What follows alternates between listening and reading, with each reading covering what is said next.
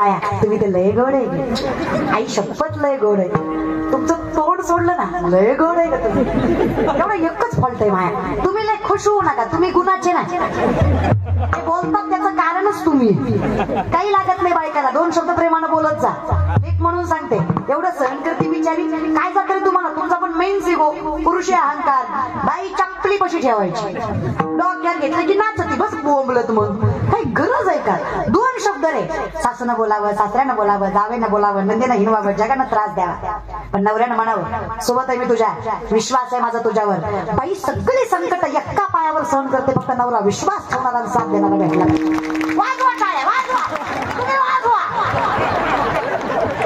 हसराव कसा तुम्हाला बाईचं कौतुक पण जमत नाही तुमच्याच बायकाचं केलंय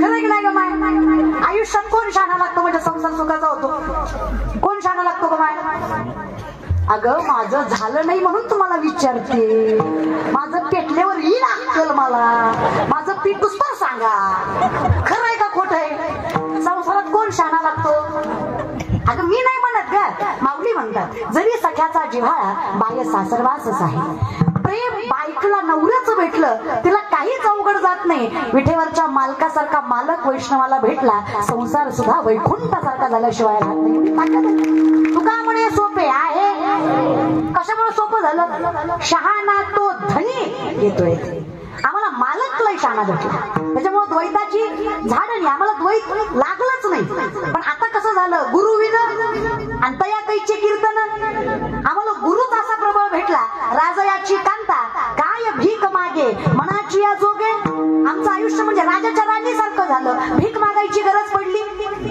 इतकं दिलं त्याने इतकं दिलं मागे पुढे उभा आहे आली आघात काहीच कमी पडू दिलं नाही रे काहीच नाही इतकं केलं त्या परमात्म्याने आमच्यासाठी नाव काढायचं ते तुला भजन वाटलं लेकरांची सेवा केली सत्वा लेकरांची सेवा केली सत्वा कसं पांढर रेडू कसं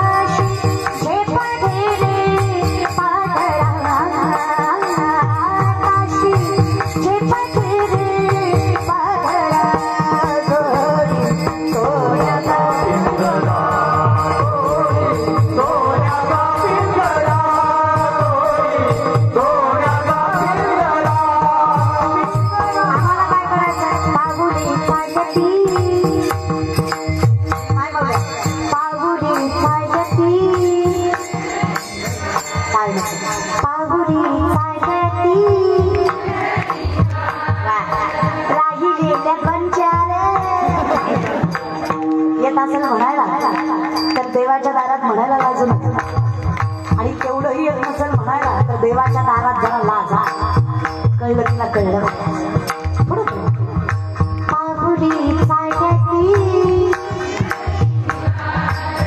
पाहुरी चाड्याती दुखी संसाराची सुखी संसाराची पाठीमागच्या डिस्क्या तोंड हाली ह्या शिवाला नाही कळायचं पण त्या शिवाला कळेल ना सुखी संसाराची पाहुरी चाड्याती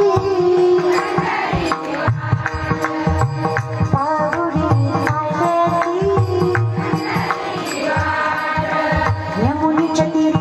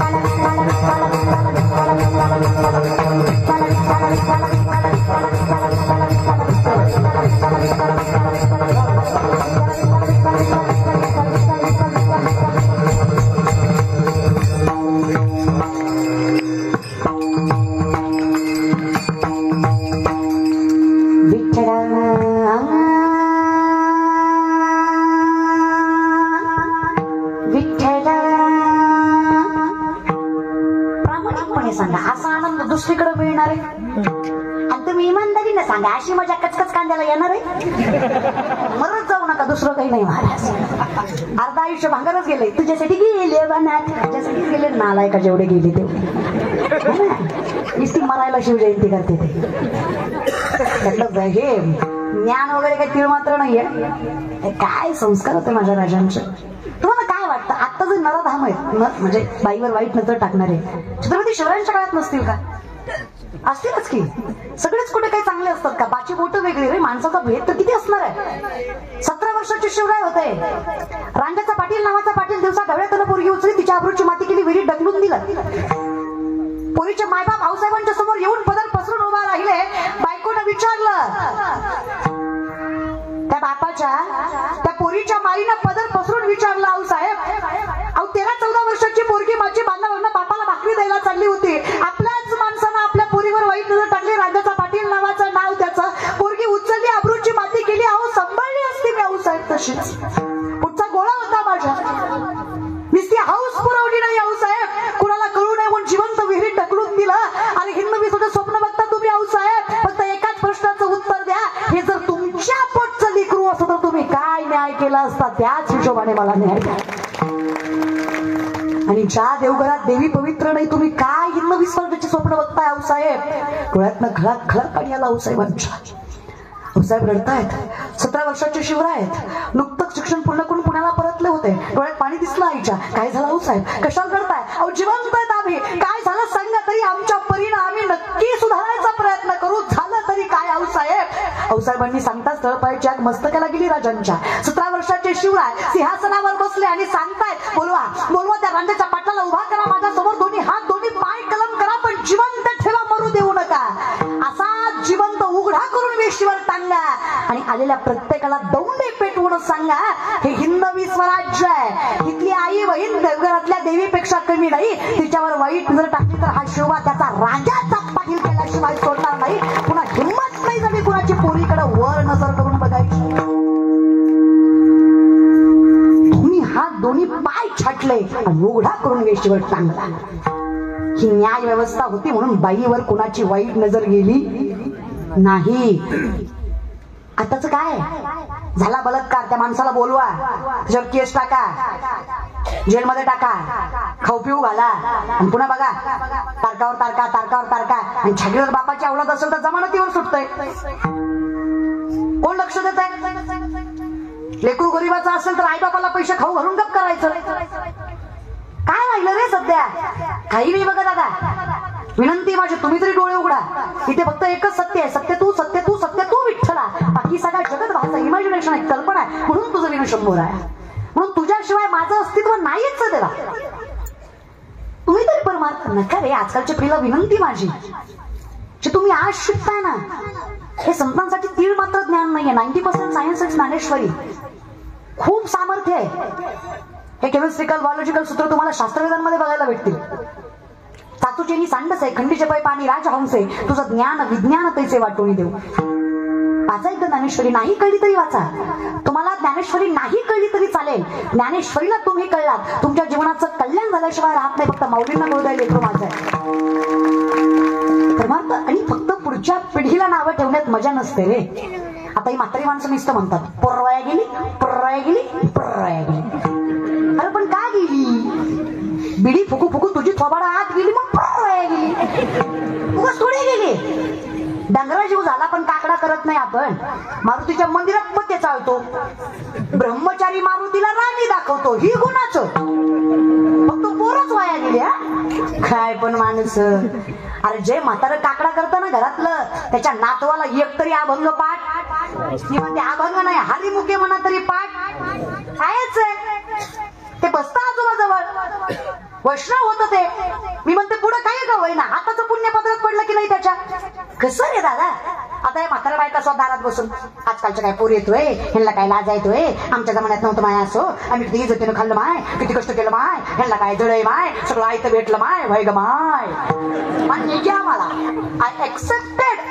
आम्ही मान्य करतो, जुन्या पिढीने वाईट दिवस काढले, सहन केलं, त्रास सामर्थ्याने पदरात घेतला, म्हणून आमच्या पिढीला वैभव मिळालं, हे आम्ही मान्यच करावं लागेल आणि करावं लागेलच. मान्यच आहे आम्हाला. पण तुम्ही आता काय करता, आता मिसरी चोळीता.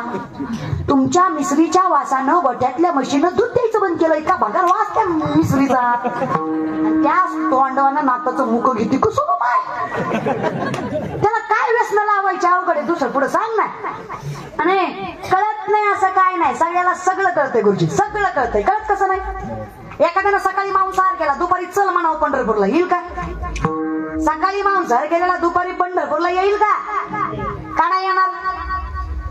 ते महाराज आज नाही आज खाल्लंय, उद्या तू पवित्र होतो रे. आणि ही काय परमार्थ आहे रे. सोमवार गुरुवार खात नाही, बाकी दान खाऊन हाणतो, तेवढा कशाला सोडतो. तेवढं मी खाकी बाकीचे डोळे झोपतो. तू खामी बघत नाही, तू खामी बघत नाही, तू असं खायला का. बरं चला, आपण महाराज मंडळी आपण रात्री बेरात्री प्रवास करतो.